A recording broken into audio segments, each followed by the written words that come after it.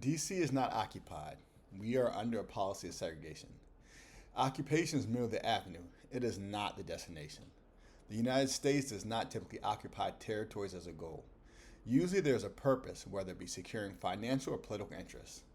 DHS, CBP, FBI, DEA, ATF, USPP, acting in concert with the MPD to implement this policy. And honestly, I don't know if that list is exhaustive. While law enforcement acts as the executive sword, the National Guard's primary role is legislative. Like the whites' only signs of the Jim Crow era, the National Guard is the outcome of segregationist policies.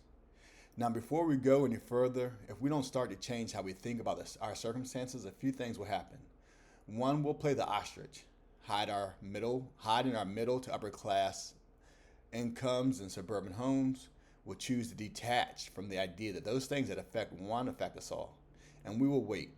We will wait until the issues that we have been avoiding hit home in a manner that we can no longer ignore. And then we'll turn and look for sympathy, for support, for allyship. All while our neighbors' houses were burning, we chose to close the blinds. Now we're shocked when the fire spreads. It's on our lawns, it's on our fences, it's crawling up the walls of our homes.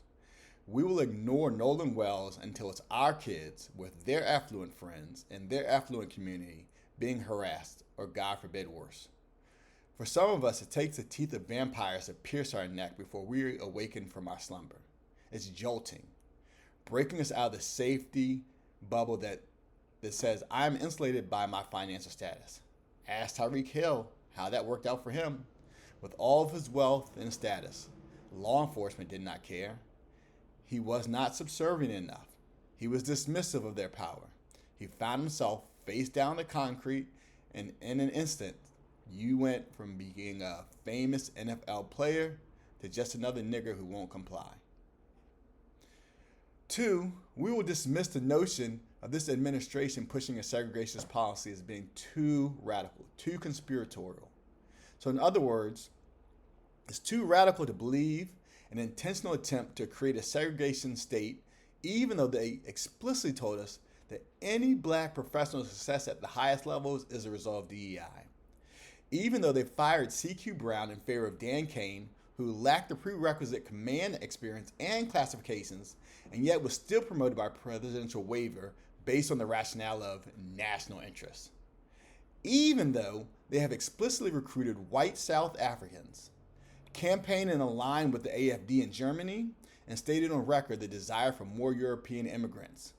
Given all the concrete evidence, ask yourself, why is it so hard to believe they are actively pursuing a segregationist agenda? 3, where the mentality shift needs to occur. Our approach can no longer be equality. This is a talking point that moderates enough for the well-intentioned and also at times naive and willfully ignorant white liberal. It's a message that's palatable enough for the marginalized and justifiable enough for the passive beneficiaries of white supremacy. Everyone is getting a leg up. It even gets echoed on the right so long as it meets their self-interest while remaining pliable so that its application can be perverted. We can call for equality when it comes to denying empowerment and still promote equality when it justifies oppression. So we can say black farmers should not receive targeted support even though the evidence shows historical disparities. We simply claim racism is over, or doctorate level programs. Funding is not allowed to intentionally seek diversifying the student population even though it has blatant underrepresentation. Equality can cut on any side you want. The reality is it's just another weapon, and weapons are not designed for healing or for repair. And now this intertwines the idea of language and its importance. There is an image on Instagram that is circulating. It depicts 3 children watching a baseball game with the caption, equality, equity, justice. It is praised for its simplicity and precision. The post even contained a comment, I like the equality picture because it gives everyone the same thing. This is a living manifestation of what the centrist left espouse. They want to ride the fence, be acceptable to anyone and accountable to none. Let's address the misconception and the miseducation on the fight for equality. How can you claim equality when one group's centuries-long head start has been institutionalized? Imagine a 400-meter race where the rules state designated athletes don't begin until the pack reaches the 100-meter mark. That race will never be equal. So this notion of let's make everything we do now equal, even in a vacuum that removes resistance, is still an unfair competition. It ignores historical realities. It is a system that legitimizes an objective false start and deafens other participants. It is a perpetual reward. Removing the wind resistance does not level the playing field when our starting blocks were placed on the bottom of the hill while yours are on the track. So let's move from abstract to concrete. Our grandparents and even great-grandparents' generation had to overcome redlining, which did not legally end until the Fair Housing Act of 1968. Do you realize that is not that long ago? That means at best, our parents' generation was the first generation to go through the process of purchasing a home with the minimal legal protections of equality. That is not even getting to whether these protections were actually followed. Given what we know about home ownership as being one of the primary predictors of wealth and generational wealth transfer, why would we think a multi-generational head start that white people have had is going to produce anything other than results of a continual lag for black people? So the equalists will say, work harder, run faster. Sounds like a lot of run nigga run. The idea of justice that states removing the barriers for all is in the same vein. It is an inadequate and misrepresentation of the term. And any derivative of the word justice, at its core sits fairness. And if you don't deal with the head start, then the race is never fair, which means you must deal with with reparations. Reparations. This is where I start to lose a lot of you.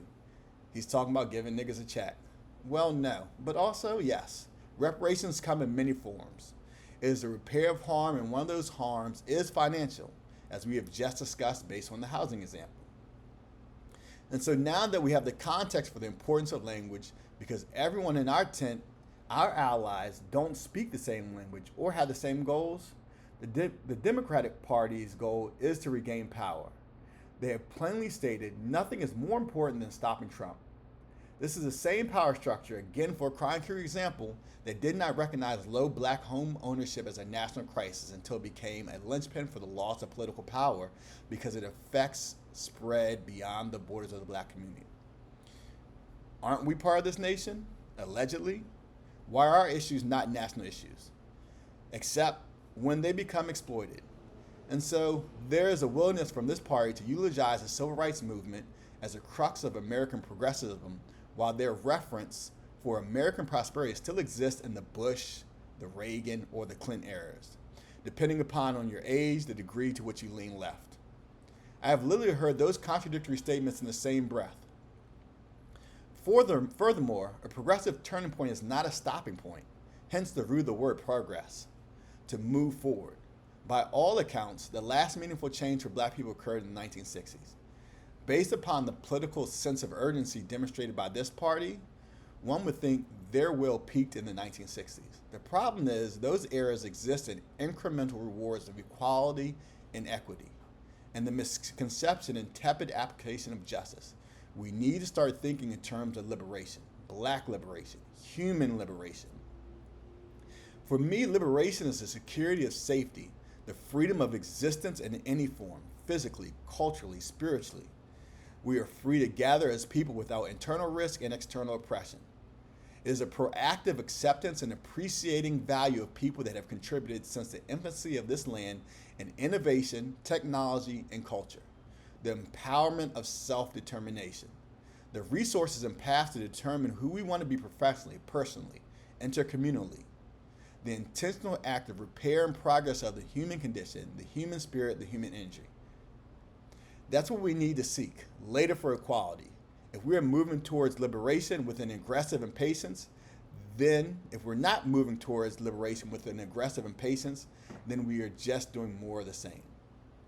Just as we see the distinction between what we seek, we must have a critical understanding of those who desire to suppress, to stifle our human rights. So with this mental framework and clarity of language, let's examine the practical application of the DC segregationist policy. Many of us know we are a testing ground for various policies ranging from the Medicaid restrictions on abortions to the definition of marriage. all incubated in Washington, D.C. And of course, the ultimate experimentation of the extent of federal control on a local government, President Clinton's Financial Control Board in the 1990s. So, why D.C.? Well, the limited control over local city affairs, along with the socioeconomic and demographics, make us, D.C., a primary target for testing. We have the Home Rule Act, but no statehood. We have the view of autonomy, but the position of a pauper. We are another body on Dr. Jekyll's table. The monster that is arising is segregation dressed in fatigues. And there are indicators. First, the conversation surrounding the National Guard always seems to minimize the community impact while exaggerating its outcomes. Crime is down in D.C. because of the National Guard, but they are not doing any law enforcement. Both statements shrouded in deception, and the fact that there is no accountability for this contradiction speaks to the true intent. They talk in language that preserves Posse Comitatus Act, which they can pass as legally compliant because they are not the signal, or because they are the signal, not the sword. I can tell you what I see on a daily basis on the train, bike rides, walking, social and community events. I'm around the city on a regular basis. It's not based on what you see on social media or what your friend tells you. These are first-hand accounts. Now, this is obviously not absolute. I am not in every corner of the city at all times, but I can tell you I'm out enough to know what's going on in my own community. So now I encourage you, especially if you live in D.C., to pause and really think about where the National Guard patrols. And this distinction is the core of my thesis. They are at the Navy Yard, Capitol Hill, downtown, the mall. They're on U Street and sections of Ward 4. For those of you unfamiliar, it is similar to probably how many other black cities are in this country in the 2010s and beyond. They are most frequently spaces that are either gentrified, being gentrified, or routinely have mixed socioeconomic and racial interactions. They're in the areas where they want to clearly state this area is not for you, whites only. I saw an episode on the Jam podcast where they discussed the teen takeovers in Chicago. The summary was a public park full of teens sworn by police as if their youth had no right to be there. Is that starting to sound familiar? So we see this is not an isolated incident. It is just unique because they are sending thousands of National Guards to D.C. to set the conditions for normalizing segregation because they have the power to do it. They don't have the same unrestrained control in Illinois. If they did, you'd probably see the military acting in concert with law enforcement there, especially if this proof of concept here works in D.C. Remember, this is local implementation for national testing. They eventually want to scale. And how are they justifying it? Through the facade of crime prevention. Now, conversely, in this plan to resegregate, the black neighborhoods that have not been gentrified enough don't require the signage. They just need the execution, the terrorism. How often in this city do we see police to citizen engagements that consist of multiple federal agencies? Last fall, my neighbor had 3 different agencies and upwards of 12 people respond, search, and handcuffed him. Do you know what the precipitating event was? Failure to display his tag. He was parked in the alley bringing groceries, something that everyone does in this building. This is such a small example of why you have local protection services who know the norms of the neighborhood, not Joe Biden from West Virginia or Susan, who is accustomed to investigating federal crimes. So please explain the purpose of the magnitude of this response, because what I see is racial profiling and intimidation. It comes from a system that functions to criminalize black people and its core tenet of white supremacy. We are all a dangerous society at any given moment. But everyone wants to moderate around this topic. Remember, our goals are not the same. In fact, today, what you will hear about more in my commentary as a part of the impetus of this piece is about the DEA, ATF, and MPD responding to a traffic stop on Pennsylvania Avenue. So why are we accepting of double-digit law enforcement agents and federal involvement in local activity? Again, what is the purpose? What are they trying to tell you? This is what we often see: overwhelming law enforcement to intimidate while the military serves as a reminder, a flag. So now let's examine our response. And this is not an accusatory conversation. It's just a reality. If we want safety, if we want liberation, we are going to have to critique everything. If we want to remain on the incremental plantation of equality, then you're probably not ready to hear this. But unless you're one of those Byron Donalds or Officer Tatum types, or you're just one of those Stevens, remember, you can still come home. As long as the conversation is rooted in love and honesty, it's a step in the right direction. So unfortunately, people are adopting these neighborhoods. And this is black, white, native Washingtonians, transient people, liberals. There's really no boundary to the people that are aligning with these points of view.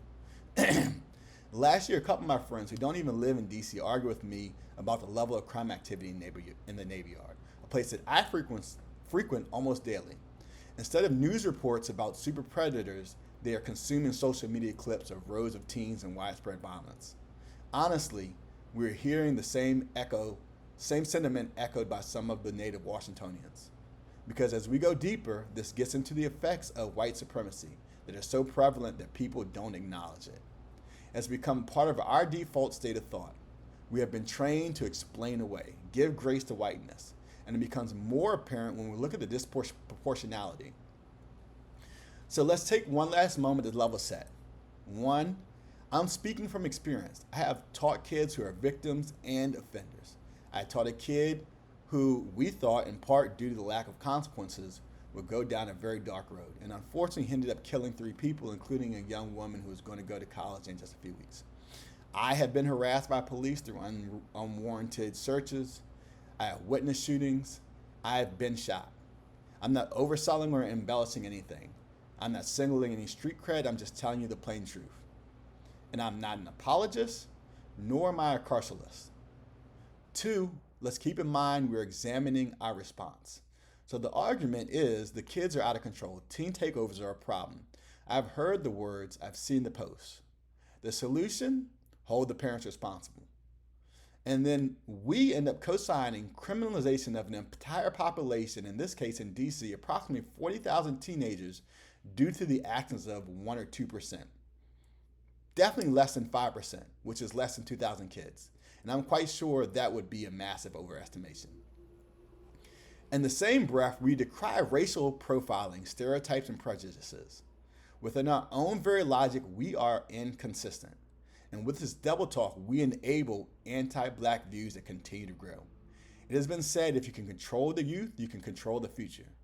They are manipulating teens and the images of teens. Why? Because they are teens. We know they are not fully developed mentally or emotionally. They are more susceptible to influence and less equipped to combat constitutions. Why? Because they're teens. They haven't had the time and the experience yet. So now this action becomes predatory. I really don't know any other word to describe intentionally manipulating young people, specifically because they are young. It sounds very Epsteinish, R. Kelly-ish. Do you think it's better because the manipulation is sexual? It's not sexual. Instead, it's psychological, emotional. Are you okay with this? This is why teens have such a prominent spot in the segregationist propaganda. The entryway is through the most vulnerable. And once they enter, any thread they can pull becomes leverage. Any act of crime becomes a conscious stream that represents an entire people. Homelessness is criminalized. Mental health is not something to be treated, rather than an excuse for criminal behavior. Attacking institutions of history and art. Stifling free thought and expression. Attempts to discredit historical record with warning signs simply because you don't like how it portrays America. That is a subjective argument, and not against empirical evidence. They turn insurrectionists into people of persecution. They are intent on controlling every aspect of life and filtering it through white nationalist eyes. And this is why the National Guard's function is explicitly to signal segregation. When you turn on your socials and you see police harassing black people, when you hear friends talk about how law enforcement shut down an event, it's the same response that my generation has had for decades. See, this is why I stay in the house. And that response gets echoed over and over again. And so now the common is doing what the National Guard is reminding you to do. Predetermine space where you belong based upon their criteria. They are psychologically imposing self-segregation. You don't need the National Guard to actively engage. When you inflict enough trauma, a butter knife looks like a katana. So I want to share with you just a little bit about the events that brought me to this piece. This really came together yesterday. So I left my house for an afternoon bike ride. I was already thinking about the distinction of what is happening with the National Guard. There were two recent events that sparked this train of thought. One, the city council signing a letter about their opposition to National Guard deployment. This obviously led to a lot of false narratives and bullshit from the DOJ about how ineffectual the DC government is and the performative nature letter. I have many thoughts on this, which will come out in another piece entitled Scale, but I digress. This letter was in response to the now approximately 5,000 National Guard deployed in DC, some of which are also coming from some of our ally blue states. The other incident is the announcement that the National Guard is expanding their footprint. They specifically talked about moving out to the Hechinger Mall area, which is, for context, is kind of like an island between several neighborhoods. There are a lot of vulnerable community members there that hang there, from homeless people to drug addicts to mental health issues. And with their brings, obviously, the exploitation either through policing, or drug dealing. As I left the house, the idea of the National Guard's actual purpose began to unfold. Many of us know about the early deployment where they were literally picking up trash. I witnessed them near the waterfront by the Kennedy Center doing some sort of landscaping work. So I'm carrying all these thoughts in my mind. My course takes me through the Anacostia Park, over the Frederick Douglass Bridge, and into Navy Yard, which has become a flashpoint for law enforcement versus young people. There are police everywhere, and I'm thinking maybe this is a national game about to start. Now, increased police presence does make sense if there's a game. But when I rolled past the National Guard stationed near the Yards Field with their military Humvee and their armored deflection plates sitting atop their vehicle, I stopped to think more deeply about what they are trying to signal. I have come across National Guard so much on a regular basis that while it's noticeable, they don't stand out anymore. You have to consciously think about there being a military presence here on a random Thursday afternoon bike ride. As I got home, just coincidentally, I turned on the Bulwark podcast, which I do like and who is supposed to be an ally. Tim Miller and his guest, Adam Kinzinger, are discussing the amount of National Guard that exists within DC. Tim Miller remarks that he stayed in DuPont Circle and was shocked to see how imposing the military presence feels. The conversation began to dive into crime statistics and the waste of taxpayer money. His guest then remarked, while he does not approve of the deployment either, he could see a scenario where if there was a spike in crime, that might be justification for a temporary occupation. In which case, I had two thoughts. One, welcome to what we're experiencing on a daily basis as residents. Two, justifying the military presence with crime is a null and void argument for the reasons I just explained in this piece. I took a shower and headed back out only to see 4 different agencies pulling over a black man searching his vehicle, handcuffing him on Pennsylvania Avenue. He was alone. There was no place to pull over to record the interaction. The day prior in this same location, my eyes caught a flock camera a few hundred yards away from where this man was being detained. This was all within the span of an hour and a half. It feels like a police state.